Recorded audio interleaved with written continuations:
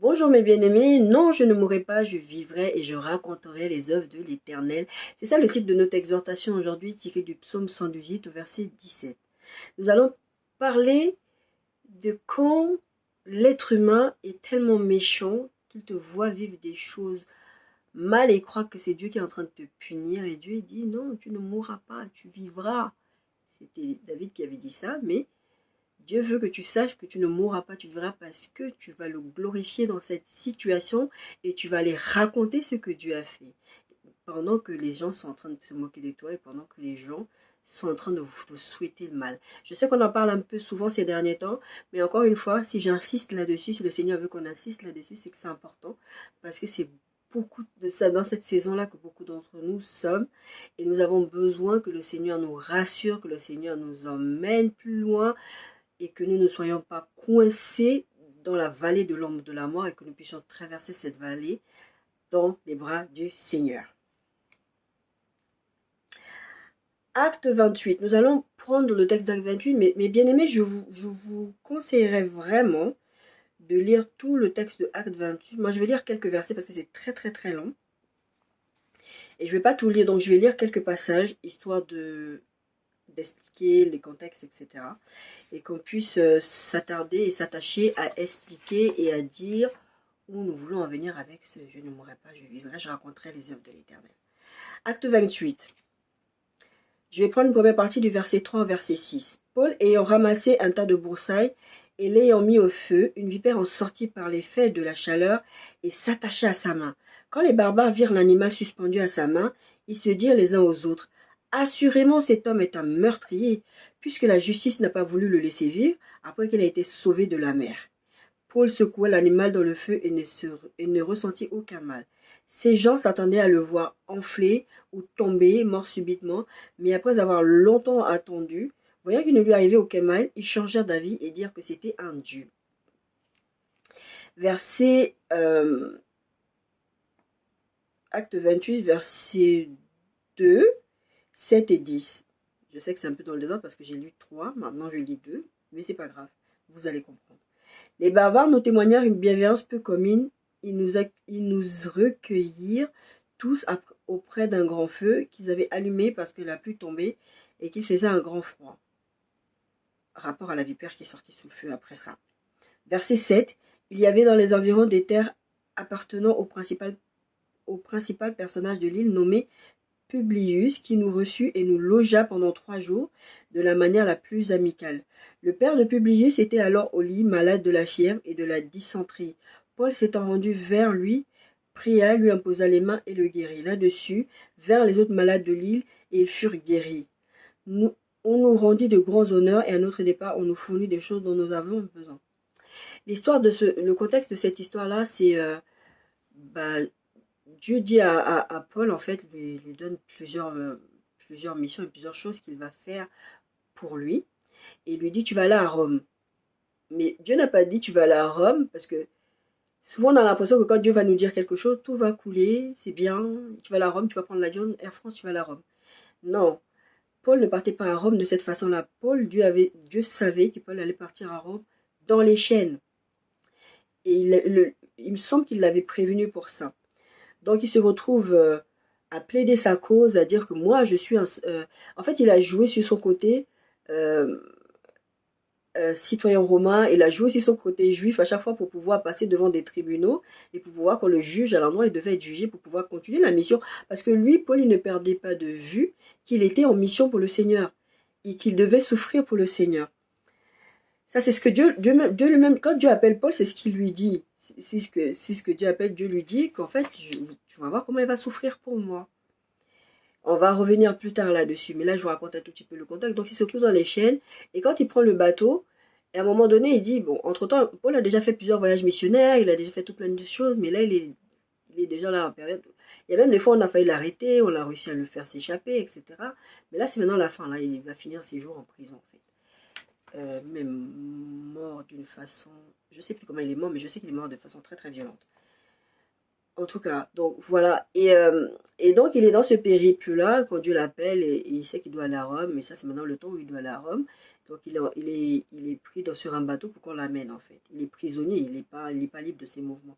Et lui, il va prophétiser, il va dire des choses, il va dire, franchement, le bateau là, ne prenons pas la route, parce que Dieu l'utilise, même s'il est prisonnier. Il est prisonnier, mais Dieu l'utilise quand même.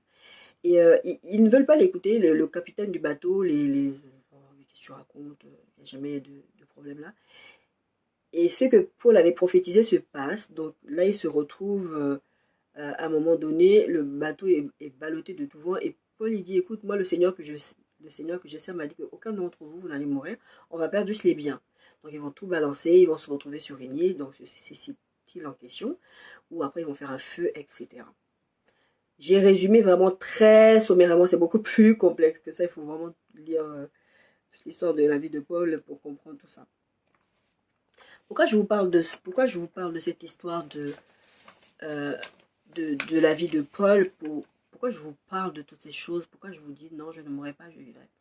En fait, on vit un monde, je vous en ai parlé un tout petit peu dans ma vidéo où je vous disais, il y a 2 semaines je crois, où je vous disais, Dieu aime les prostituées, Dieu aime les homosexuels. Et je disais, beaucoup de gens, et je pense que le Seigneur voulait que j'insiste là-dessus, mais les gens aiment voir les autres souffrir. C'est Jérémie 17 qui dit ça. Je vais vous le lire. Jérémie 17, j'ai perdu mon... Voilà. Jérémie 17, 9. Le cœur est tortueux par-dessus tout, il est méchant, qui peut le connaître? Moi, l'Éternel, j'éprouve le cœur, je sonde les reins pour rendre à chacun selon ses voies, selon le fruit de ses œuvres. L'être humain est profondément méchant. Si ce n'est pas le Seigneur qui te conduit, l'être humain, les gens aiment trop dire, ah, il est gentil, il a bon cœur. Il peut être gentil et à bon cœur. Si ce n'est pas le Saint-Esprit qui te conduit, à un moment donné, tu es capable de faire des choses mauvaises. Et naturellement, l'homme est attiré par le mal. C'est pas un truc genre... ça n'arrive jamais. Même nous, les chrétiens, les enfants de Dieu, ça nous arrive des fois d'avoir des attitudes, des choses qui ne sont pas de Dieu en nous. Parce que naturellement, si tu ne te remplis pas des choses de l'esprit, si tu ne te remplis pas de la parole de Dieu, si tu ne passes pas du temps dans la présence de Dieu, ta vieille nature, elle va revenir au galop en fait. Et tu vas faire des choses que Dieu ne veut pas que tu fasses. On vit dans un monde où les gens vraiment, ils aiment, comme je disais, ils aiment voir les autres souffrir. Le pire, c'est de voir ça chez les chrétiens. Tout à l'heure, je vous ai lu le texte avec les barbares. Les barbares, c'était pas des chrétiens, hein, c'était des païens. C'était des gens, bah eux, ils ont vu le gars, il s'est fait mordre par une vipère. Ils se disent, oh là là, il va mourir. Il a tellement fait du mal que... Bah, puisqu'il est prisonnier. Eux, ils l'emmènent en tant que prisonnier. Donc pour eux, ils ne savent pas le contexte, ils connaissent rien, ils savent juste qu'il est prisonnier, qu'ils doivent l'amener et qu'il doit aller à Rome, il doit aller répondre de ses actes. Donc pour lui, bah, si c'est pas la justice des hommes, parce que apparemment, lui, on a essayé de le juger déjà, il a réussi à s'échapper, il a réussi à faire appel ici, il a réussi à faire appel à ça. C'est un peu ça qui, quelque part, bah, au moins il y a une autre justice qui va lui être servie en fait quelque part. Eh ben, il va mourir par une vipère. Et ce qui fait mal en fait, c'est de voir ça chez les chrétiens.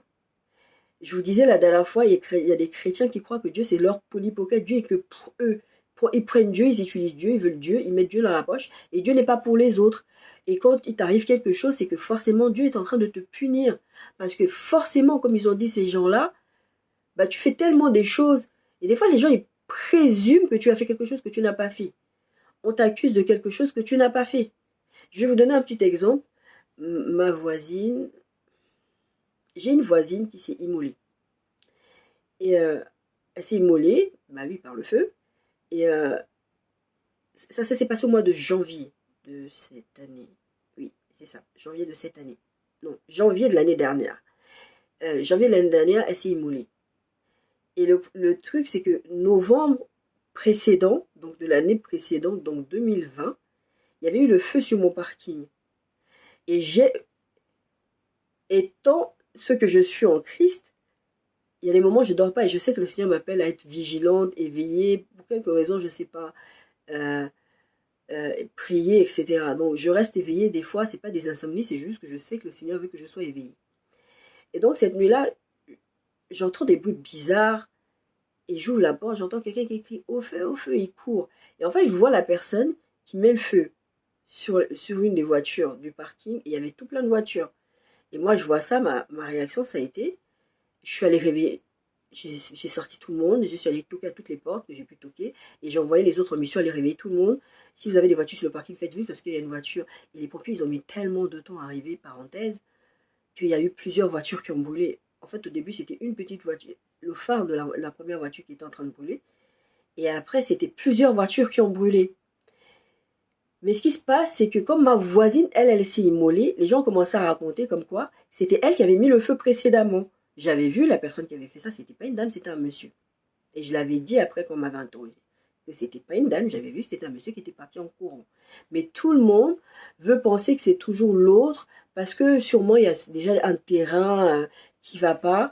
Et on veut que, forcément, si t'arrive quelque chose, s'il se passe quelque chose, c'est toi qui as mauvais cœur, c'est pour ça. On va t'accuser. Et comme je l'ai déjà dit, quand ça vient des chrétiens, c'est pire. Parce que les païens, je veux dire, je m'attends à rien des païens. C'est des païens. Ils n'ont pas le Saint-Esprit qui les conduit pour dire que, ah, je t'ai révélé quelque chose, c'est lui. Et quand même le Seigneur te révèle quelque chose, c'est pas pour que tu ailles crier sur les tous les toits que quelqu'un il a fait ou quelqu'un il a pas fait. Hein. Ce que Dieu veut déjà, c'est que tu pries, Seigneur, qu'est-ce que je veux, qu'est-ce que tu veux, qu'est-ce que tu attends de moi. Mais c'est pas que tu ailles. Parenthèse fermée. Quand on a parlé de cet exemple des gens qui aiment faire le mal aux autres, qui aiment toujours taper avec la Bible sur la tête des autres, on a parlé des amis de Job. Je n'étais pas rentrée dans vraiment des détails. Aujourd'hui, je voudrais rentrer dans un détail particulier. Dans des détails particuliers. Les amis de Job, ils sont venus pour le consoler parce qu'il traversait des épreuves, parce que c'était difficile ce qu'il vivait. Il avait perdu ses enfants, il avait perdu ses biens, et sa santé était en train de partir. Il avait des blessures. Enfin, il allait pas bien, même physiquement, c'était la honte. Et la Bible te dit, si vous lisez l'histoire de Job, la Bible te dit que ce gars-là, quand il était bien, quand il était... comment on dit en français? J'ai toujours les mots en anglais dans ma tête, mais en français, je ne les ai pas. Quand il était bien portant financièrement, en fait, il aidait les gens, il était là pour les gens et les gens l'aimaient. Mais c'est là que tu te rends compte que les gens t'aiment pour les intérêts, pour ce que tu veux, que tu vas les apporter. Et que maintenant que Job était dans la difficulté, au lieu de venir le soutenir, il venait lui taper sur la tête avec une Bible, comme je dis souvent. Et les amis de Job, au début, sont restés là en train de l'écouter. Et moi, j'ai toujours pensé qu'ils sont venus avec des bonnes intentions. Je ne pense pas que ce soit des gens qui sont partis de chez eux en disant on va aller lui taper dessus avec la Bible. Bien sûr, il n'y a pas de Bible, vous comprenez bien l'image que j'utilise. Ils sont partis pour l'accompagner. Mais en fait, ils entendaient Job se plaindre. Job dit oui, Seigneur, comment tu peux me laisser vivre toutes ces choses? Et Job se plaignait, Job se plaignait. En fait, eux excellaient. Au lieu de dire calme-toi, ou je ne sais pas, quand tu vois quelqu'un, tu sais très bien que quand quelqu'un est en train de vivre le malheur, quand quelqu'un est en train de vivre quelque chose de pas bien, il va péter les plombs. Des fois, il va dire des choses qu'il ne pense pas, mais c'est juste parce qu'il est désespéré, il est mal. Toi, soutiens-le. Et qu'est-ce qu'eux, ils ont commencé? Ils étaient excédés, ils ont commencé à parler, à lui dire, mais toi, tu te prends pour qui en fait? Toi, tu te prends pour qui? Tu penses pas que c'est que... depuis tout à l'heure, là, on t'entend parler, tu parles. Mais en fait, tu as oublié que tu es dans cette situation parce que tu as fait quelque chose, parce que Dieu n'est pas mauvais, parce que Dieu jamais il ne fait le mal. Donc tout ce que tu es en train de vivre, c'est parce que tu as fait quelque chose. C'est ce qu'ils lui disent et c'est ce que les gens aiment nous rappeler tous les jours. Si tu vis le malheur, c'est que Dieu est en train de te punir. Mais les gens mettent de côté que des fois, c'est pas une punition de Dieu, c'est juste une épreuve que tu es en train de traverser parce que tu dois grandir. Parce que si tu restes un bébé spirituel, si tu restes dans un état spirituel, que Dieu veut que tu évolues, il va te faire passer par le feu, en fait. Et les gens vont voir que tu perds de l'argent, tu perds des trucs. Celui-là, c'est sûrement, il était dans la sorcellerie, c'est sûrement, il faisait des trucs, et que Dieu est en train de lui montrer que Dieu, il est Dieu, et que lui, il jouait. Et souvent, c'est des trucs, c'est la jalousie. Ça veut dire que tu voyais ton frère réussir, tu voyais ta soeur réussir, et tu étais tellement jaloux, tu étais tellement... C'est la sorcellerie. J'ai dit souvent, hein, la sorcellerie ne commence pas quand tu vas faire les poupées vaudou et tout ça. La sorcellerie, c'est la méchanceté. Quand tu commences à être méchant, c'est la sorcellerie. Comment tu peux souhaiter le mal à quelqu'un? On va revenir pour plus tard ce que la Bible dit par rapport à ça. D'ailleurs, je pense que vous savez très bien où on va en venir. Le truc, c'est que les amis de Job n'avaient pas un détail. C'est que nous, lecteurs qui lisons la Bible, on a un détail.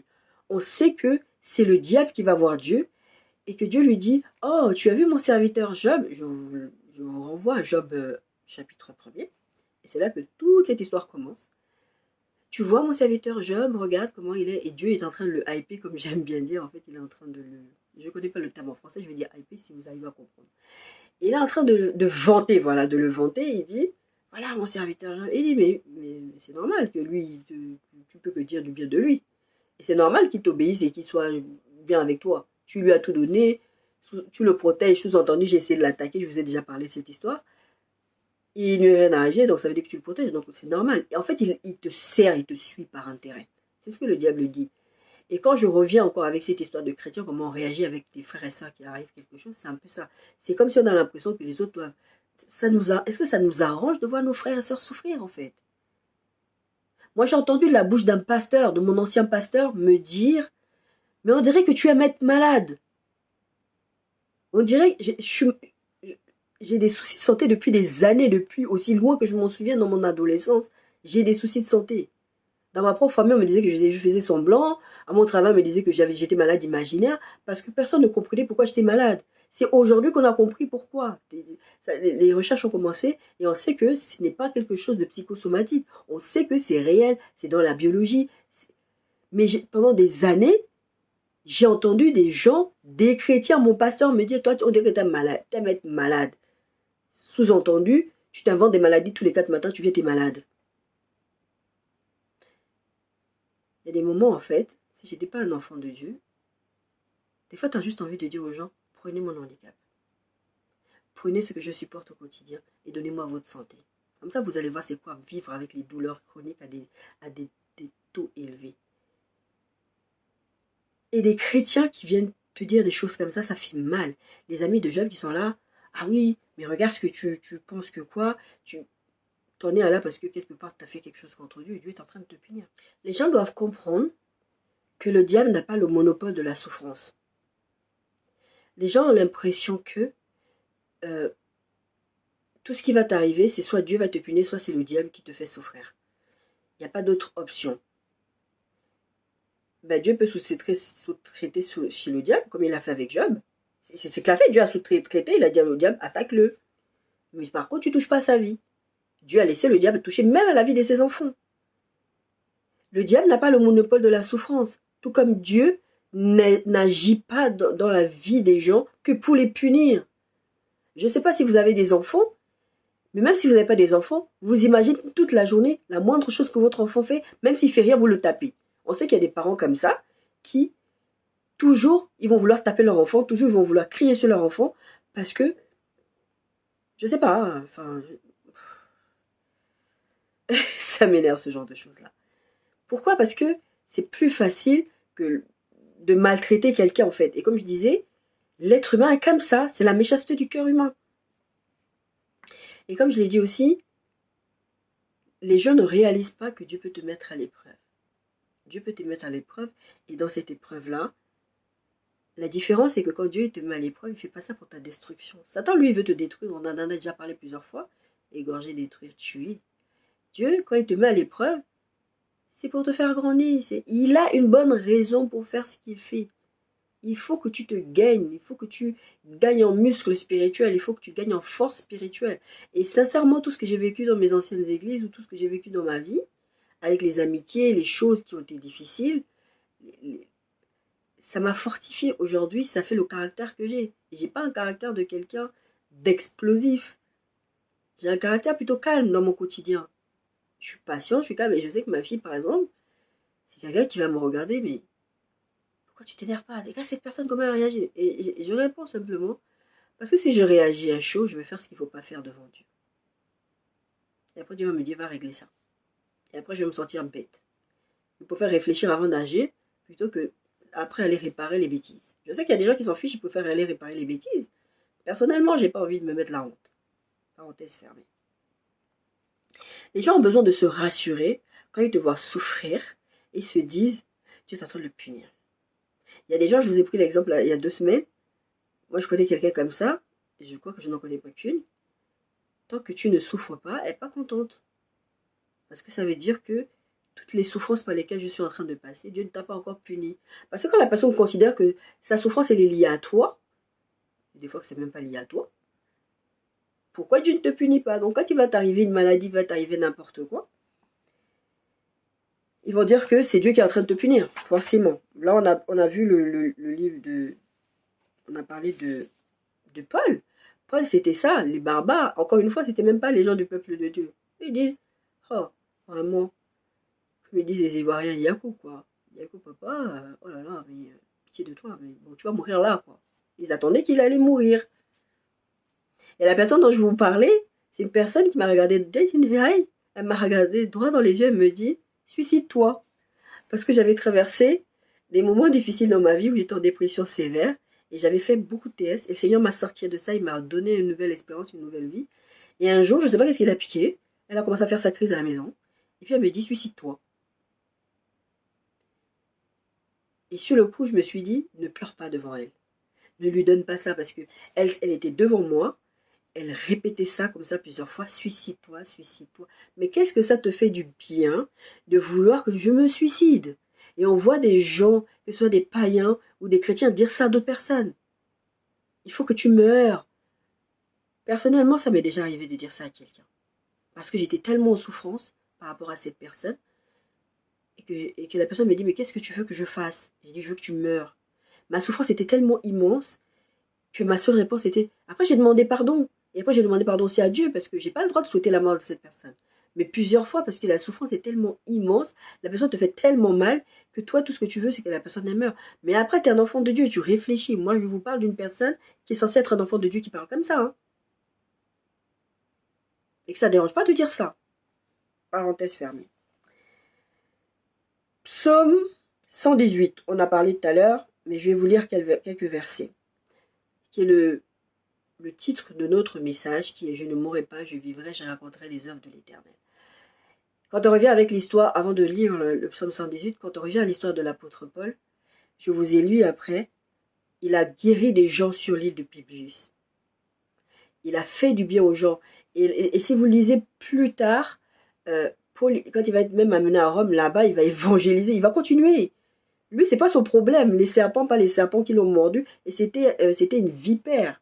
Je ne sais pas si vous savez c'est quoi une vipère, mais une vipère, elle te mord, tu ne survis pas. Tu as très peu de chances de survie. Et surtout dans les conditions dans lesquelles ils étaient sur une île, ils avaient atterri là-bas parce que leur bateau avait fait naufrage. Ils allaient s'en sortir comment? Paul a continué sa mission. Son truc, c'était pas qu'il allait mourir et que l'œuvre de Dieu allait s'arrêter. Dieu avait dit, je vais l'utiliser. On le lira plus tard. Psaume 118. Je vais vous lire plusieurs versets. Verset 1. Louez l'Éternel car il est bon, car sa miséricorde durera toujours. Verset 4. Que ceux qui craignent l'Éternel disent car sa miséricorde durera toujours. Verset 5. Au sein de la détresse, j'ai invoqué l'Éternel. L'Éternel m'a exaucé, m'a mis au large. L'Éternel est pour moi, je ne crains rien que peuvent me faire les hommes. Verset 6. Verset 7. L'Éternel est mon... Je vous lis les versets parce qu'en fait, il y a des versets à un moment donné, ça saute. C'est pour que vous puissiez suivre à un moment donné pendant la vidéo. Verset 7. L'Éternel est mon secours et je me réjouis à la vue de mes ennemis. Mieux vaut chercher un refuge en l'Éternel que de se confier à l'homme. Verset 13. Tu me poussais pour me faire tomber, mais l'Éternel m'a secouru. L'Éternel est ma force, verset 14, et le sujet de mes louanges. C'est lui qui m'a sauvé. Des cris de triomphe et de salut s'élèvent dans les tentes des justes. La droite de l'Éternel manifeste sa puissance. Verset 17. Je ne mourrai pas, je vivrai et je raconterai les œuvres de l'Éternel. L'Éternel m'a châtié, mais il ne m'a pas livré à la mort. Verset 28. Tu es mon Dieu et je te louerai, mon Dieu, je t'exalterai. Louez l'Éternel car il est bon, car sa miséricorde durera toujours. Ces derniers temps, je vous parle beaucoup de souffrance, des attaques qu'on vit des uns et des autres. Mais il y a un mot qui revient beaucoup dans les versets que je viens de lire, c'est la miséricorde de Dieu. Une fois, je regardais une émission à la télé, émission des crimes, pour ceux qui suivent. J'ai déjà parlé plusieurs fois, je suis très très passionnée par tout ce qui est crime, parce que ça m'apprend à connaître la nature de l'homme. Parce que je suis quelqu'un d'un peu, à la base, un peu naïf. Je donne le bénéfice du doute à tout le monde, du doute à tout le monde, je fais confiance à tout le monde quasiment. C'était comme ça que j'étais. Moi, tant que tu ne m'as pas prouvé que tu as un mauvais cœur, pour moi, tout le monde avait un bon cœur. Et depuis des années, je pense même depuis l'adolescence, je suis passionnée par tout ce qui est crime. Et depuis ma trentaine à peu près, je suis vraiment encore plus passionnée par ça. Et c'est d'ailleurs en regardant ça que j'ai réussi à comprendre que l'église dans laquelle j'étais dans une église à haute toxicité en fait. Parce que je ne pouvais pas croire qu'un pasteur ou des gens de l'église avaient des attitudes, je ne pouvais pas croire. Et quand j'ai vu, en fait, c'était une émission qui parlait d'un pasteur justement qui avait des comportements je ne vais même pas en parler ici. Et ça m'avait permis d'ouvrir les yeux. Dieu avait utilisé cette émission-là pour m'ouvrir les yeux. Et vraiment, regarder ce genre d'émission, ça m'a permis d'être moins naïf. Moins naïf, du coup, d'être moins naïf. Et moins naïf et d'avoir un regard différent sur les gens, de comprendre que ah ben, les gens, ils sont pas très gentils. Et ça, c'est quelque chose, même aujourd'hui. Moi, je sais que mes soeurs, par exemple, des fois, elles rigolent. Oh, t'es mignonne. Tu vois le bon cœur des gens. C'est dans mon tempérament. Mais j'aime bien voir le bon côté des gens. J'essaie de garder ce côté-là sans le perdre. Mais c'est pas facile, hein, comme je vous dis. On vit avec des gens qui sont pas très sympas. Alors, on a parlé de Job, on a parlé de Paul. Et Job, je vous inviterai vraiment à lire tout le livre de Job parce qu'il y a vraiment des choses très très intéressantes. Mais pour commencer, de lire déjà Job 1, ça va vous permettre déjà de planter le décor et de comprendre en fait où on va arriver, pourquoi, tout ça. Et les amis, vous allez voir, c'est des juxtes verbales entre Job, les amis de Job, comment ils répondent. Pendant tout ce temps-là que Job il se plaint et que ses amis viennent, il répond, il dit, mais attends, il y en a même à un moment donné, il a dit, attends, depuis tout à l'heure, je me tais, hein, tu dis des bêtises, les autres te corrigent, tu ne veux pas écouter. Moi, maintenant, je vais te dire, je sais que je suis jeune et que normalement, je ne dois pas parler comme ça à mes aînés, mais je vais te dire. Il y a déjà une telle arrogance, des fois. Bon, enfin, bon, bref. Et donc, je vous inviterai à lire le livre de Job, en commençant par Job 1, comme j'ai dit, et puis de lire l'histoire de Job. Ça, franchement, si vous aimez la parole de Dieu, apprenez à aimer la parole de Dieu. Je vous assure, ça va vous passionner. Vous allez être tellement plongé dans l'histoire que vous allez lire d'une traite. Ou même donnez-vous du temps, c'est pas grave, mais moi personnellement j'aime lire. Quand je suis plongé dans un texte, une traite. Jean 11, 4. Après avoir entendu cela, Jésus dit, cette maladie n'est pour la mort, mais elle est pour la gloire de Dieu, afin que le Fils de Dieu soit glorifié par elle. Je vous ai raconté l'histoire de Lazare et ce texte est tiré de quand Jésus dit à ses disciples à un moment donné, Lazare n'est pas mort, il dort et tout ça, et sa maladie n'est pas pour la mort. Et on connaît l'histoire, je vous l'ai raconté plusieurs fois. Jésus va leur dire, après à la fin, il va leur dire non, en fait, Lazare il est mort. Je sais que Lazare est mort, parce que j'ai dit qu'il dort, mais je sais qu'il est mort. Enfin, on en a parlé il n'y a pas longtemps de cette histoire-là. Et Jésus, il précise que cette maladie n'est pas pour la mort, mais pour glorifier Dieu. Quand Paul se fait mordre par le serpent, cette morsure n'était pas là pour stopper Paul dans sa mission. Je vous ai dit qu'il a continué la mission jusqu'au bout. Il a continué. Ce que Job a vécu, c'était pas pour la fin de Job. Job, je suis sûre que... Mais en fait, ça arrivait tellement brutalement. On lui disait coup sur coup les mauvaises nouvelles. Mais à un moment, il dit à Dieu, mais moi, je vais mourir. Je vais mourir. Et Dieu ne sait pas en quoi Dieu va se glorifier dans cette situation. Je vais trouver ce verset. Psaume 6, verset 6. Car celui qui meurt n'a plus ton souvenir, qui te louera dans le séjour de mort. Quel est l'intérêt de Dieu que tu meurs? Si tu meurs, tu ne raconteras pas ses œuvres. Tu ne raconteras pas ce que Dieu a fait. Tu ne raconteras pas et tu ne témoigneras pas, comme on a parlé de la femme samaritaine aussi il y a 2 semaines. Et tu vas aller parler, tu vas aller propager la parole et on va t'écouter parce que tu as quelque chose à raconter, tu as vécu quelque chose avec Dieu. Même si sur le coup, les gens vont te dire, Dieu est en train de te punir, c'est pas grave. Il y a des situations où Dieu va vous dire, tais-toi. Je vous parlais de mon ancienne église, j'ai vécu ce que j'ai vécu là-bas, mais pendant 1 an et demi, 2 ans quasiment, le Seigneur me dit, tais-toi. Je ne pouvais pas parler. Après, évidemment, quand le Seigneur m'a laissé parler, je pense personnellement que j'ai mal géré comment j'ai parlé. Mais non pas que j'ai manqué de respect à qui que ce soit. Encore une fois, chacun l'a perçu comme il l'a perçu, mais de mon point de vue. Hein. Mais ce que je veux dire, c'est que quand le Seigneur m'a dit tais-toi, tais-toi. Vous allez avoir des gens qui vont venir se moquer de vous, dire que Dieu t'a puni, c'est parce que ce que tu es en train de vivre là, c'est Dieu qui est en train de te punir, et voilà, voilà, voilà, c'est bien fait pour ta tête, c'est bien fait pour ta tête, et Dieu va vous dire, tais-toi, ne réponds pas. Et ça va entacher votre réputation, le fait que vous ne répondez pas. Ça va faire des conséquences, le fait que vous ne répondiez pas. Mais Dieu vous a demandé de vous taire. Juste taisez-vous. Toi, garde le silence. C'est Dieu qui a dit ça. Je crois que c'est dans le livre de Jérémie. Toi, non, ou dans Josué, je crois, il disait, je combattrai pour vous, mais vous gardez le silence. Parce que Dieu, quand il veut faire du tapage, il fait du tapage. Dieu n'a pas besoin de nous pour faire du tapage. Hein. Quand Dieu veut répondre, il répond. Si Dieu veut répondre par le feu, il répond par le feu. Je vous assure, Dieu n'a pas besoin qu'on lui dise « Seigneur, frappe mes ennemis ». Moi, j'ai vu des gens prier comme ça. Mais quand tu es immature spirituellement, tu pries comme ça parce que tu as vu que David, il a prié comme ça. « Seigneur, frappe mes ennemis, gifler, fais ci, fais ça ». Et la Bible t'enseigne autre chose dans le Nouveau Testament. Après que Jésus soit venu sur cette terre, il dit non, non, ça c'est comme ça qu'on vous a enseigné avant. Maintenant, c'est plus comme ça. Maintenant, tu dois bénir, tu ne dois pas maudire. Donc, si toi, enfant de Dieu aujourd'hui, tu es là en train de te moquer d'un autre enfant de Dieu, ou même d'une autre personne, en train de dire bien fait pour toi, je ne vais pas aller au bout de ma phrase, je pense qu'on se comprend très très bien. Psaume 73, 26, 28. Ma chair et mon cœur peuvent se consumer, Dieu sera toujours le rocher de mon cœur et mon partage. Car voici ceux qui s'éloignent de toi périssent, tu anéantis tous ceux qui te sont infidèles. Pour moi, m'approcher de Dieu, c'est mon bien. Je place mon refuge dans le Seigneur, l'Éternel, afin de raconter toutes tes œuvres.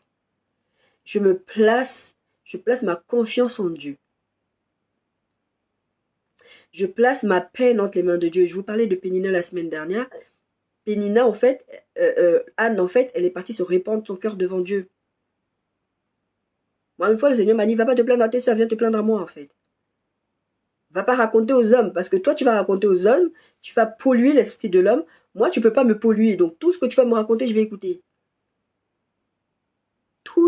Il y a cette jeune fille, je vous ai déjà parlé dans mes premières vidéos. Elle s'appelle Ariel Fitzpatrick. Elle fait des vidéos courtes comme ça. Et en fait, elle, dans ses vidéos, elle fait souvent la hotline du ciel.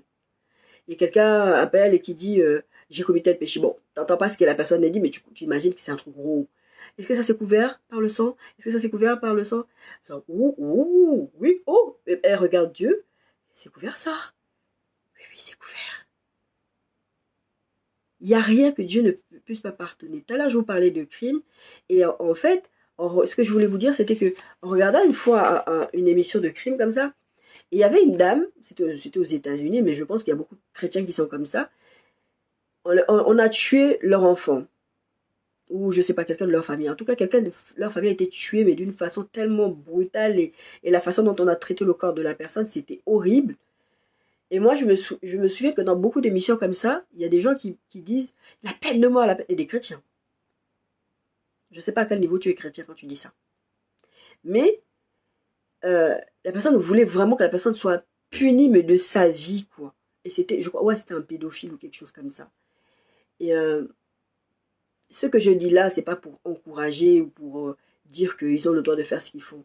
Mais ce que je sais, c'est que j'ai entendu quelqu'un dire pendant cette émission, de toutes les façons, cette personne, elle va aller en enfer. S'il y a un truc qui me hérisse le poil, c'est quand quelqu'un dit à quelqu'un d'autre, tu vas aller en enfer sans mettre un mais, ou sans donner un, comment dire, sans dire, à moins que, voilà. Juste, tu dis à la personne, toi, là où tu es, tu vas en enfer. Et je me souviens que le Saint-Esprit, ce jour-là, a mis quelque chose dans mon cœur et je l'ai verbalisé. J'ai dit, en fait, madame, tu sais pas, ça se trouve en prison, il va se convertir. Dieu va pardonner. Je vous prenais l'exemple d'Ariel Fitzpatrick avec ses vidéos. Même ça, c'est couvert. Même quelqu'un... Je suis désolée, hein, c'est pas pour vous choquer que je dis ça. Hein. La Bible dit, Dieu dit, si tu confesses tes péchés, parce que Dieu aussi sait ce qui est dans ton cœur. On sait qu'il y a tout plein de gens qui vont en prison, qui disent, je suis devenu croyant, maintenant je sais. Il y a une histoire comme ça aussi, encore une histoire criminelle. Excusez-moi, je parle beaucoup d'histoire criminelle aujourd'hui. Où le monsieur, c'était un criminel, il a été aidé par une communauté de chrétiens, encore aux États-Unis. Et le pasteur l'a beaucoup aimé, l'a accompagné, l'a soutenu, l'a ramené dans sa famille. Et il est tombé amoureux de la fille du pasteur. La fille du pasteur l'a épousée, elle avait déjà 2 enfants. Et au final, ce type-là n'était pas vraiment converti.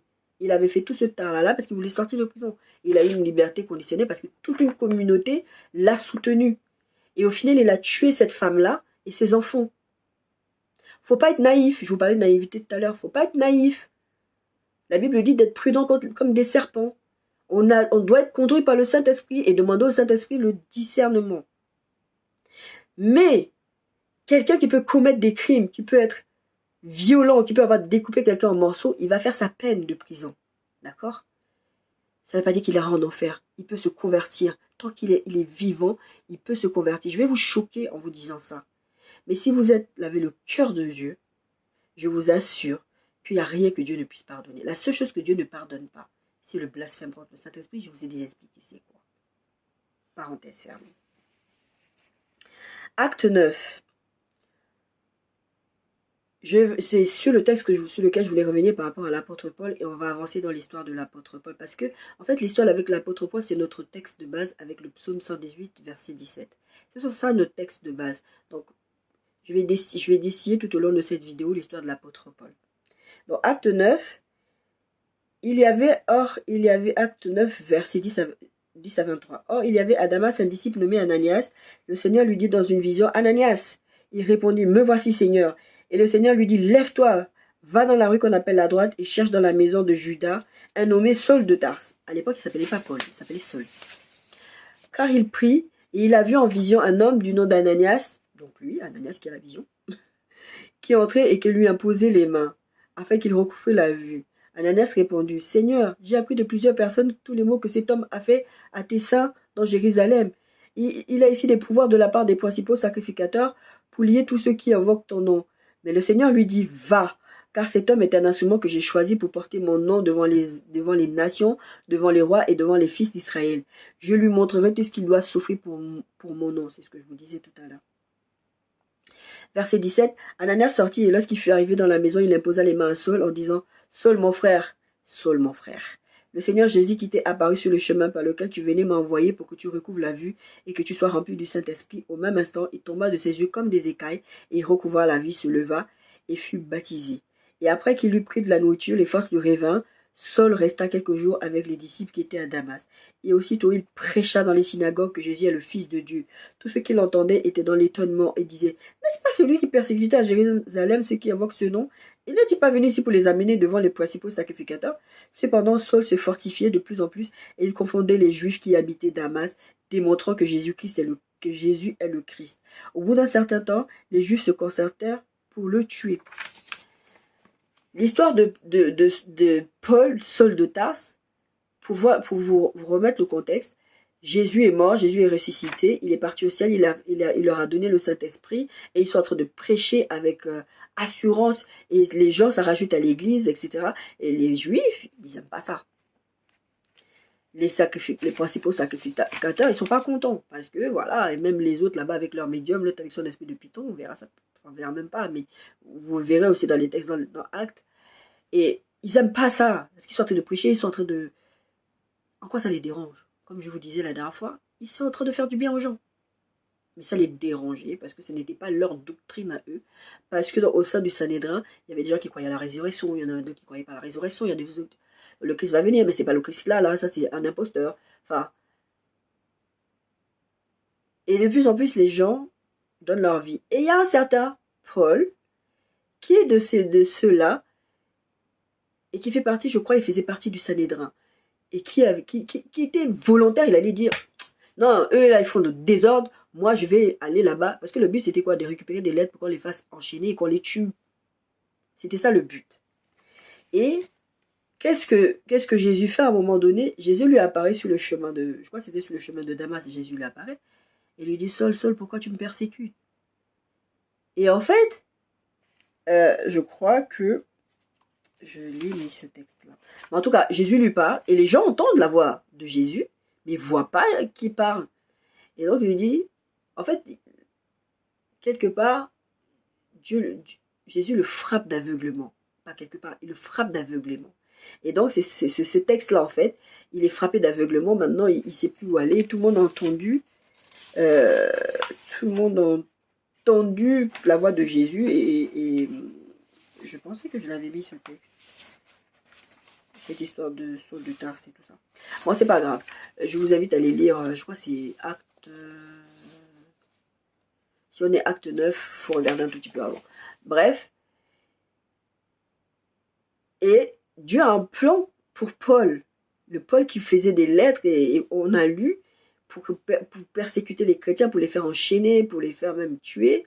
Il y avait des chrétiens qui étaient tués, en fait. Et l'évangile s'est propagé comme ça. La persécution a propagé l'évangile. Tout ça pour dire que c'est pas parce que tu es dans la souffrance que Dieu peut pas t'utiliser. Et ce dont on est en train de parler là, oui, les gens veulent que tu souffres, veulent que tu te museles, mais Dieu, il n'a pas fini avec toi. Tu vas raconter les œuvres de l'Éternel. Pour l'instant, tu es dans la souffrance, mais la souffrance là n'est pas, comme il a dit Jésus, cette maladie n'est pas la mort. C'est pour la gloire de Dieu.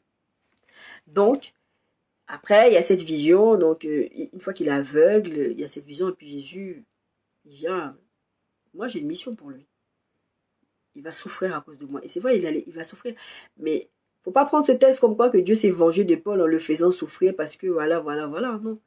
Il va souffrir parce que il n'y a pas que il y a les pierres et les gens, tous ces gens-là. Jean n'est pas mort comme ça violemment, mais lui, on l'a quand même ébouillanté, on l'a jeté sur l'île de Patmos, pensant qu'il était mort. Mais Paul ne subissait pas ce qu'il subissait parce que Dieu le punissait, encore une fois. Paul a subi ce qu'il a subi parce qu'il était un enfant de Dieu, parce qu'il s'était converti, parce que Jésus lui était apparu, il avait compris qu'il était dans l'erreur. Et que maintenant, il allait changer.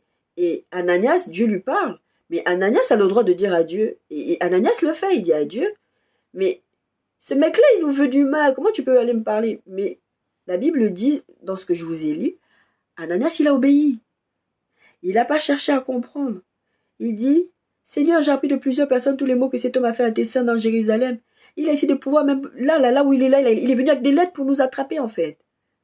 Dieu lui dit, oui. En gros, il fait comprendre, je sais. Mais tu vas faire ce que je te dis. Et une fois, je traversais un truc, le Seigneur me demande d'aller exhorter quelqu'un. Et j'étais en peine, j'étais dans la peine. Et je dis, Seigneur, là, est-ce que tu veux pas d'abord t'occuper de moi? Tu vois pas ce que je suis en train de vivre là tout de suite? Tu me demandes d'aller m'occuper de cette personne? Là, tout de suite, là, vraiment. J'ai ni la force, ni la volonté, ni rien du tout. J'ai rien. Le Seigneur m'a dit, tu obéis.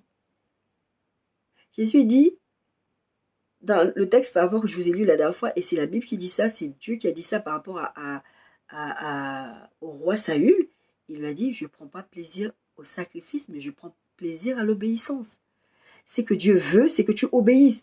Tu n'es pas content, Dieu te dit, bénis ceux qui te persécutent, bénis-les. Tu n'as pas besoin de les maudire. Tu n'as pas besoin de leur souhaiter que Dieu les punisse. Même si ça fait mal, c'est rare, ça m'est déjà à moi aussi arrivé, de souhaiter que Dieu punisse quelqu'un parce qu'il y a des gens qui sont tellement sales. Je dis, Seigneur, frappe-le. Mais en fait, dans ma pensée, c'est vraiment, stoppe-le en fait. Dans ce qu'il est en train de faire là, il faut le stopper. Parce qu'il va finir par faire du mal. Il va finir par tuer quelqu'un. Je sais pas. Dans ma pensée, c'est vraiment ça.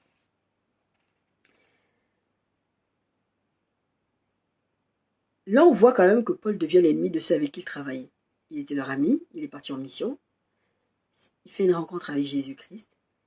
Et maintenant, il est dans autre chose. Maintenant, il est pris en charge aussi par les frères. Parce que du coup, Ananias l'appelle frère. Il est devenu leur frère. Ananias n'a même pas cherché à comprendre. Ah, Dieu m'a parlé, Dieu m'a parlé. Je ne suis pas sûre que quand il est venu, ils ont dû paniquer quand ils ont dû le voir avec Paul. Oh, il va nous faire du mal. Il est venu pour nous faire du mal, c'est un piège. Je suis sûre qu'il y en a qui ont pensé ça. Mais, remplis du Saint-Esprit, discernant ce que la volonté de Dieu, ils l'ont accepté. Ils ne l'ont pas tapé sur la tête. Ce qui est en train d'arriver à Paul devait glorifier Dieu. Ce qui arrivait à Lazare devait glorifier Dieu. Ce qui arrivait à Job devait glorifier Dieu. À un moment donné, il y a un témoignage qui est fait et qui nous sert de témoignage aujourd'hui.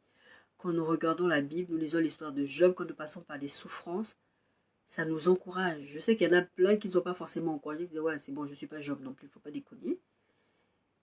Mais quand on lit toutes ces histoires, ça nous encourage à tenir bon dans notre foi. C'est pour ça que nous a laissé la Bible.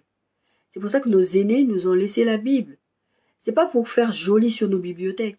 C'est pour que nous la lisions et que nous puissions tirer ce genre de texte et que nous puissions comprendre que oui, si eux ils l'ont vécu, ils s'en sont sortis.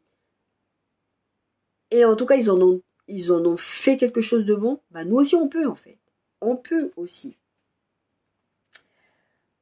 Proverbe 24, 16 à 20. Car 7 fois le juste tombe et il se relève, mais les méchants sont précipités dans le malheur.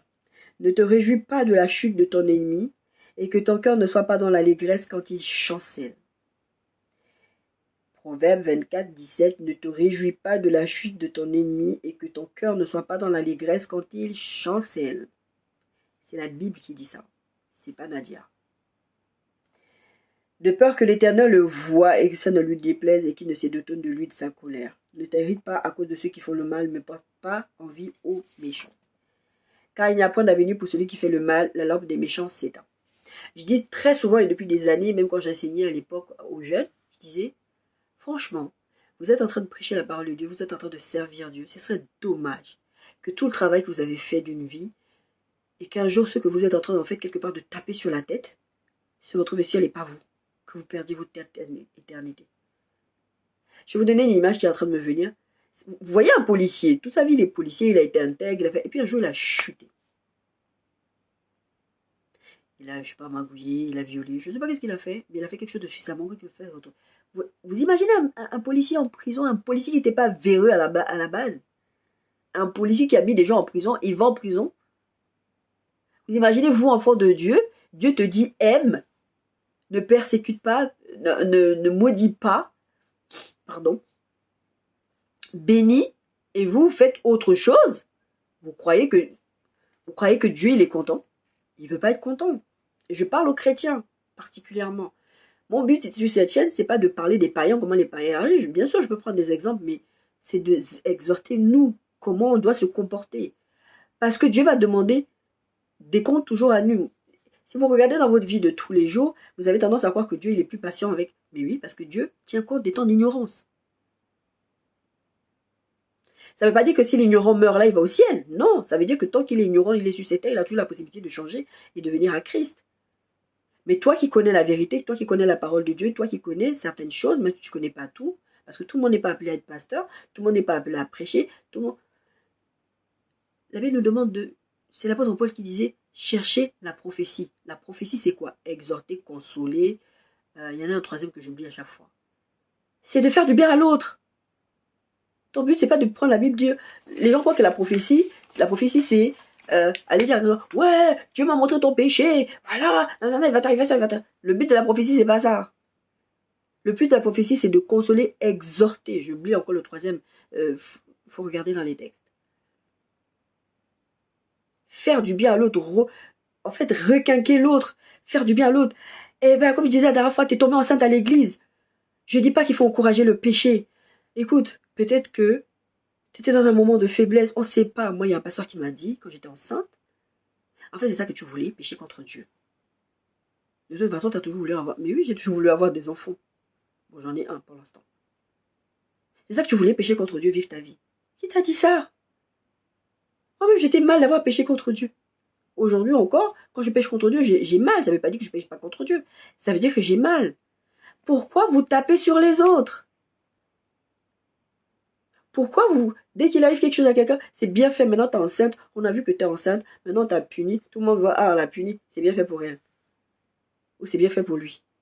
Qu'est-ce que ça vous fait du bien que quelqu'un soit puni? Qu'est-ce que ça vous fait du bien que quelqu'un souffre? Mais en fait, c'est ça. Même vos propres enfants, quand vous les punissez, moi, les fois, ça m'arrive de punir ma fille. Bon, maintenant, les grands, c'est différent, on va punir Internet, couper les streamings et tout, mais ça me faisait mal au cœur de la punir, de la mettre dans le coin. Bon, après, moi, j'avais des drôles de punitions aussi. C'était pas au coin, on va réfléchir à ton comportement. Mais bon, ça arrivait que j'étais un peu plus dur. Mais mon cœur de mère avait mal quand je la punissais. J'aimais pas ça. Et des fois, je lui demandais, mais je dis, ça te fait plaisir que ce soit comme ça? Non, maman. Après, on se réglait. Bref, parenthèse fermée. Tout ça pour dire qu'on n'est pas là pour se réjouir des autres. La Bible dit, il fait de tes ennemis ton marchepied. Et un jour, le Seigneur m'a expliqué pourquoi. Vous savez, c'est quoi un marchepied? Un marchepied, c'est pas pour marcher sous les gens. Un marchepied, c'est un petit truc à étage, comme un escabeau. Tu montes dessus. En fait, le marchepied, ça va te propulser, ça va te... En fait, Dieu veut, il dresse une table devant tes ennemis, il veut que tes ennemis voient ton succès, il veut qu'ils voient, il faut que tu sois un témoignage vivant. Pourquoi tu pries que Dieu les tue? Ou que Dieu les punisse, leur fasse du mal? Pourquoi tu veux qu'il arrive quelque chose de mauvais à quelqu'un juste parce que toi tu souffres? T'es un enfant de Dieu. Bénis-le. Bon, j'avoue, c'est dur. Je dis pas que c'est facile. Des fois, c'est dur. Moi, depuis le nombre d'années, Seigneur me demande d'être sur la même famille, les mêmes choses. La dernière fois, j'ai pleuré. J'ai dit, Seigneur, il y en a marre. Ça fait des années que tu me demandes de prier. Je prie, je prie, je prie. Rien ne change. Je suis fatigué. Fais quelque chose. Des années. Plus de... Plus longtemps. On peut être fatigué. Mais dans ce cas-là, déposez votre fardeau auprès de la croix. Dites à Dieu que vous êtes fatigué. Mais ne faites pas le mal, ne rendez pas le mal pour le mal. Ça, c'est aussi la Bible qui le dit. Je vous lisais le proverbe 24, 17. Ne te réjouis pas de la chute de ton ennemi et que ton cœur ne soit pas dans l'allégresse quand il chancelle. Proverbe 17, 5. Celui qui se moque du pauvre outrage celui qui l'a fait. Celui qui se réjouit d'un malheur ne restera pas impuni. Dieu ne peut pas être content que tu te réjouisses du malheur d'autrui. Dieu ne peut pas. Je vais vous parler maintenant d'un autre cas, celui de David. David, en fait, il est appelé l'homme selon le cœur de Dieu. Si vous regardez la vie de David, dis à quel moment c'est un homme selon le cœur de Dieu, vu toutes les bêtises qu'il faisait, les nombreux péchés qu'il faisait. Mais David, en fait, c'était un homme selon le cœur de Dieu parce qu'il avait à cœur les intérêts de Dieu. Il était un type de Christ. C'est quelqu'un qui faisait les choses par miséricorde et amour. Je vais vous prendre deux exemples. Il y a l'exemple avec son fils Absalom et il y a un exemple avec, avant qu'il devienne roi officiellement. Il était déjà ou un roi parce que, avant que Saül ne quitte le trône, mais il était déjà ou un roi. Mais à un moment donné,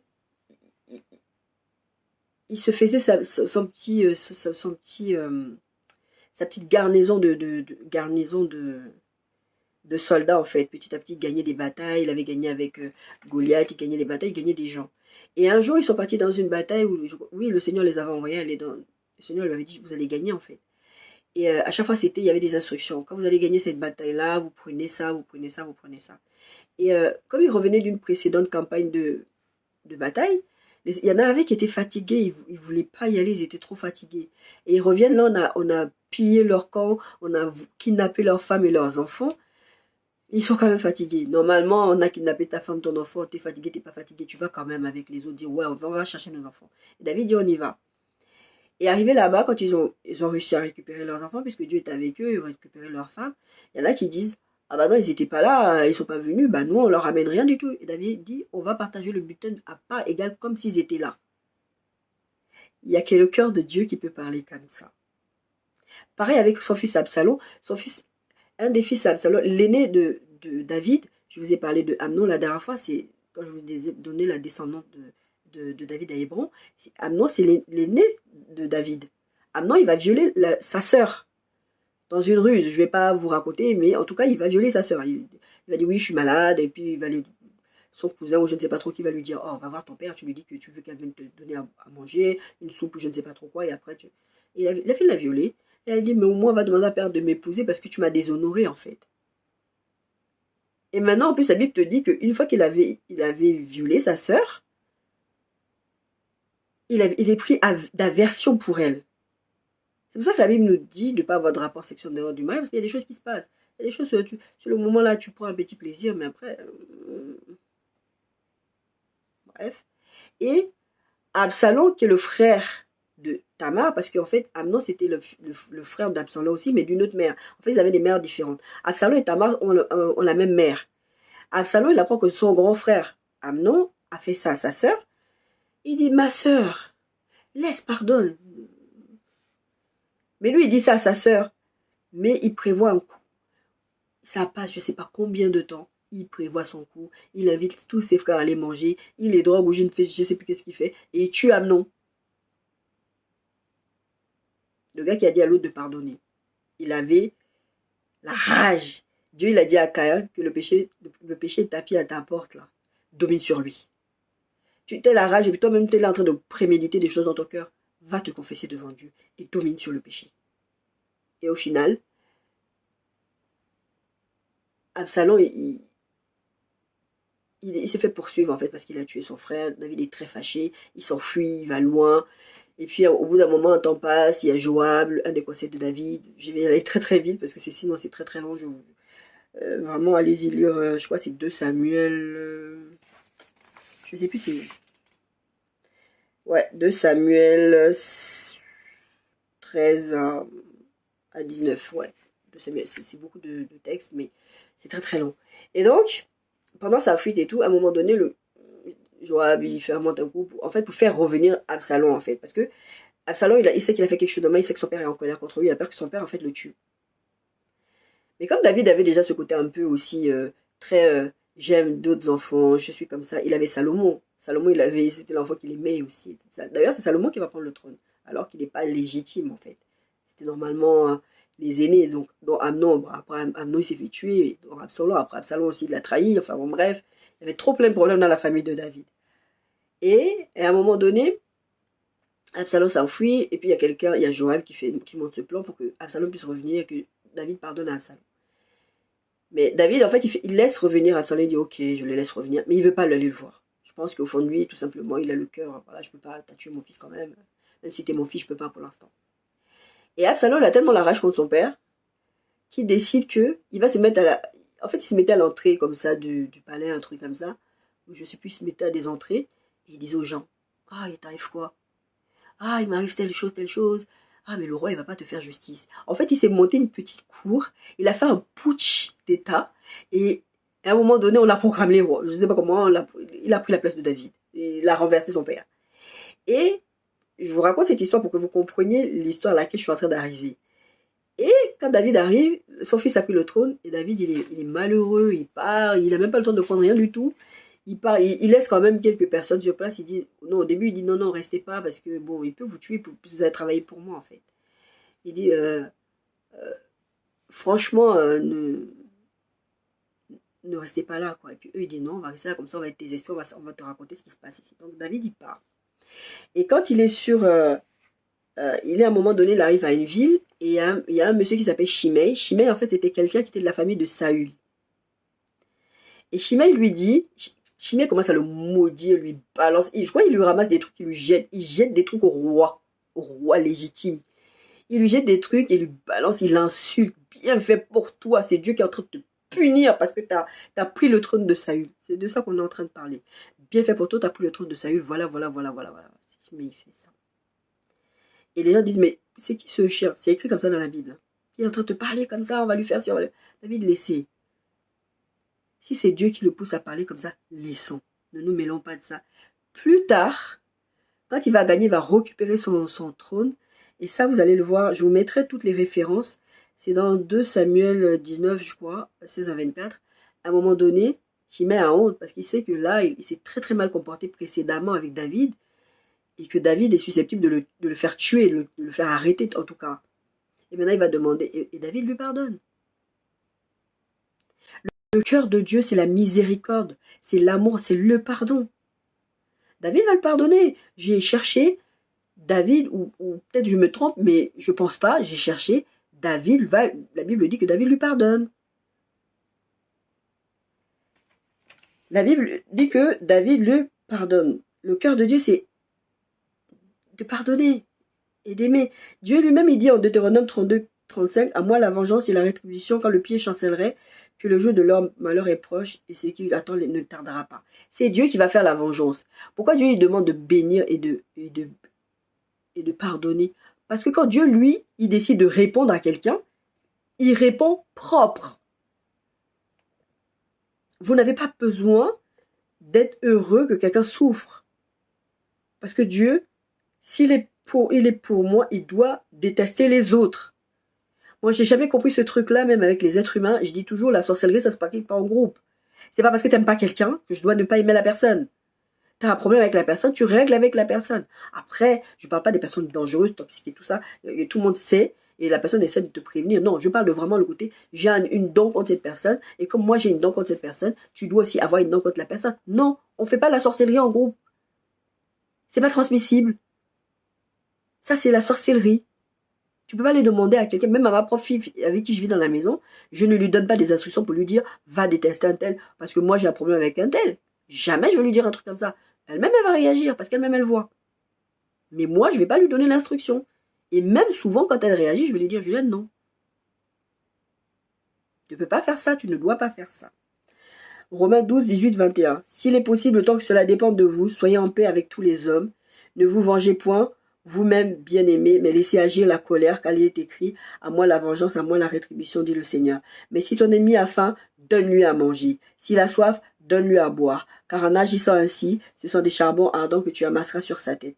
Ne te laisse pas vaincre par le mal, mais surmonte le mal par le bien. Petite parenthèse du verset 20, ce sont des charbons ardents. Je vous invite à aller chercher la prédication du pasteur Atom sur cette histoire de charbon ardent. En fait, cette histoire de charbon ardent, on a tous pensé, je pense, en lisant ce texte, puis en fait, Dieu, il réserve, en fait, là, sa coupe de la colère, après il va venir te mettre ça sur la tête, en disant, waouh, t'as pas pardonné ou t'as pas... Non. En fait, les histoires des charbons ardents, c'est même plutôt quelque chose de positif. C'est vraiment des charbons. Quand ton voisin, tu venais avec... Vraiment, peut-être je vais mal expliquer, mais vraiment chercher la prédication du pasteur Atom Mbouma sur l'histoire des charbons ardents. Mais c'est quelque chose de bon, ce n'est pas quelque chose que Dieu va venir jeter sur la personne. C'est quelque chose de positif.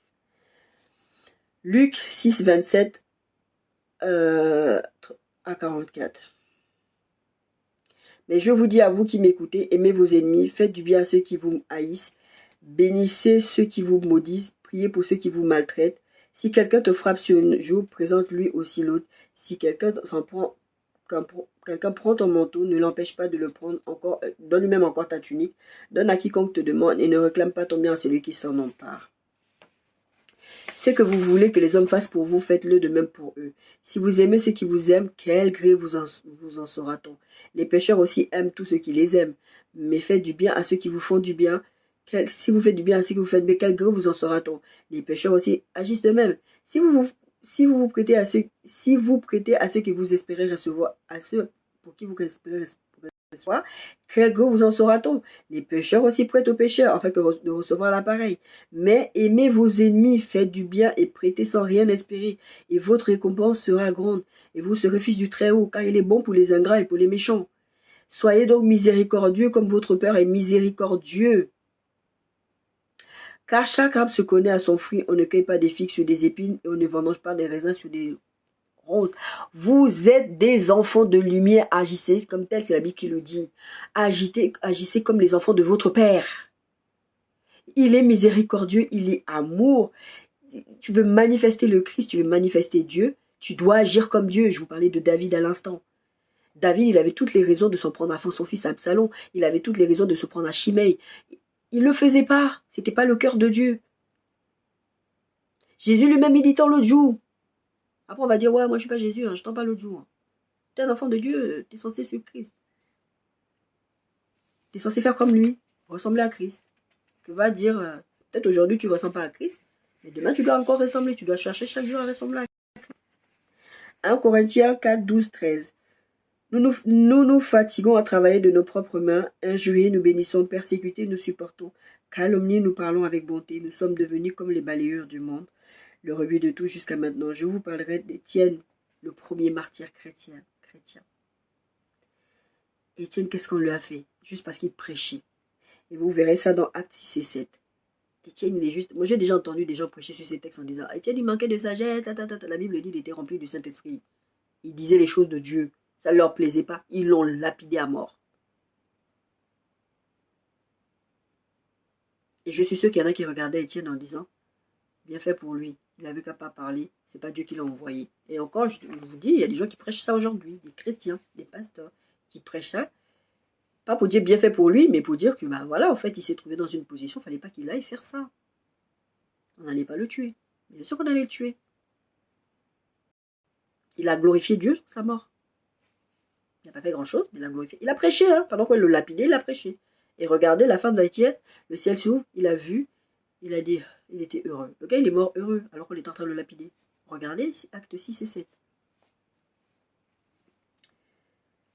Jacques 3, 9, 18. Ça parle de l'histoire de la langue, qui est un petit membre, mais qui peut faire beaucoup de dégâts. Verset 9. Par elle nous bénissons le Seigneur notre Père, et par elle nous maudissons les hommes faits à l'image de Dieu.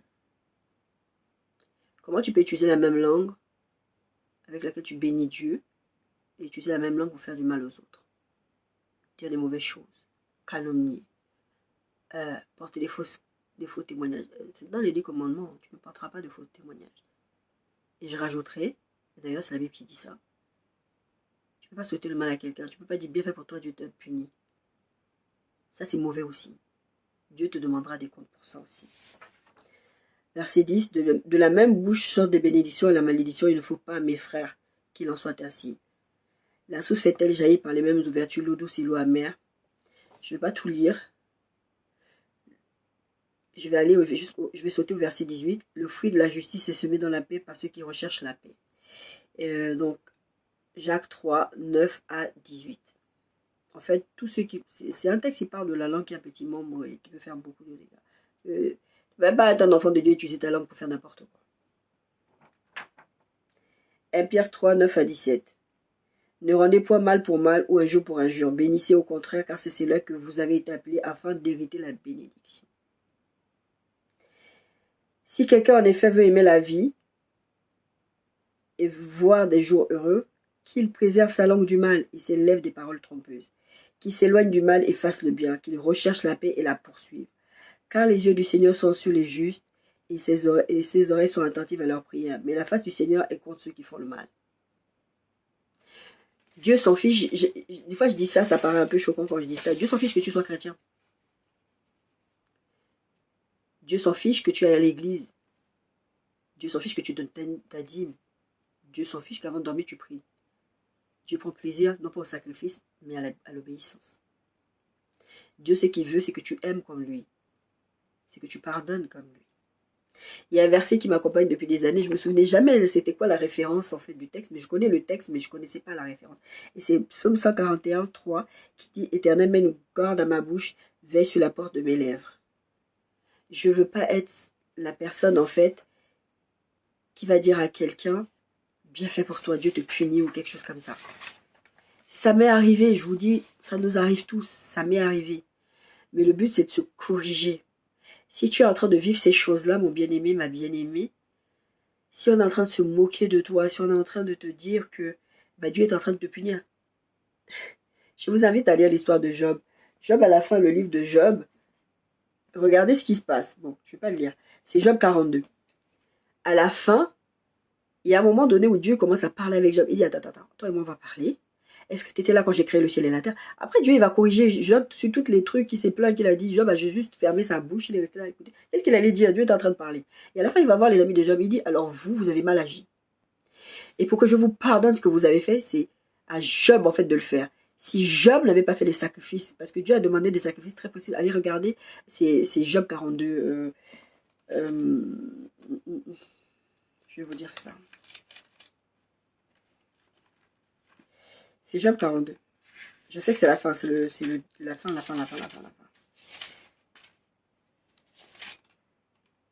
À partir du verset 7. Après avoir dit ces choses à Job, l'Éternel s'adressa à Eliphaz et des Thémains et lui dit, je suis très... Parce que c'était lui le plus virulent. C'est celui que je vous disais tout à l'heure. Il a dit, alors les deux là, ils t'ont parlé. Toi, tu crois trop que tu es puissant, tu crois que tu es ceci. Moi, je vais te dire. Il a été le pire des trois. Et c'est pour ça que Dieu s'est adressé spécifiquement à lui. Je suis très en colère contre toi et tes deux amis. Car contrairement à mon serviteur Job, vous n'avez pas parlé de moi avec droiture. C'est exactement ce que Saul de Tarse faisait. C'est exactement ce que certains font en disant, wow, tout ce qui est en train de t'arriver là, tu vas mourir, il va t'arriver ça parce que Dieu te punit. Dieu il dit, vous parlez de moi mal, je ne suis pas ça. Il y a plein de choses qu'on est en train de dire, Dieu va te punir, Dieu va faire ci. Dieu n'est pas dedans parce que ce n'est pas le cœur de Dieu. Arrêtez de mettre des paroles dans la bouche de Dieu que Dieu n'a pas dit. Il y a des choses qui sont très claires. Si ton frère a péché, reprends-le. Prie pour le, essaie de l'aider et tout ça. Mais t'es pas là. Des fois, les gens sont déjà mal dans leur vie. Vous croyez que quelqu'un qui aime Dieu, qui pêche contre Dieu, il est heureux de pécher contre Dieu? Je ne parle pas de quelqu'un qui se dit chrétien, déjà parce que quand tu es un enfant de Dieu, là, et que tu finis dans le péché, que ça ne te dérange pas, t'es pas chrétien, hein. Je dis ça. T'es pas chrétien. Chrétien, c'est obéir à Dieu, faire la volonté de Dieu. Marche avec lui, marche avec le Saint-Esprit, écoutez le Saint-Esprit. On peut commettre des erreurs, on peut chuter, tout ça. Je parle vraiment de quand tu écoutes Dieu. Mais c'est pas tu fais ta vie comme tu veux, tu dis je suis chrétien. Là, on ne parle pas de chrétien de bouche ou de dimanche. C'est pas grave. Arrêtez de faire ça aux autres. Je vais revenir plusieurs fois dessus parce que c'est vraiment un des messages que Dieu met dans mon cœur au niveau de l'église. Dieu veut restaurer son église. Des gens ne vont pas à l'église, des gens ne veulent pas même donner leur vie à Jésus parce que les chrétiens. Mais est-ce que vous vous rendez compte à quel point c'est grave? Je sais que le message d'aujourd'hui, il est super long. C'est pas grave, je le fais. C'est lui qui écoute, il écoute, c'est lui qui écoute pas. C'est pas grave. Celui pour qui ce message est adressé, il l'écoutera. Même si c'est une vue, c'est pas grave. Le cœur de Dieu, c'est la restauration de son église. Des gens ne veulent même plus entendre parler de Dieu parce qu'ils mélangent Dieu avec les chrétiens. Il y a des gens qui se croient ambassadeurs de Christ. Ils sont rien du tout ambassadeurs de Christ. Ils sont ambassadeurs de Satan.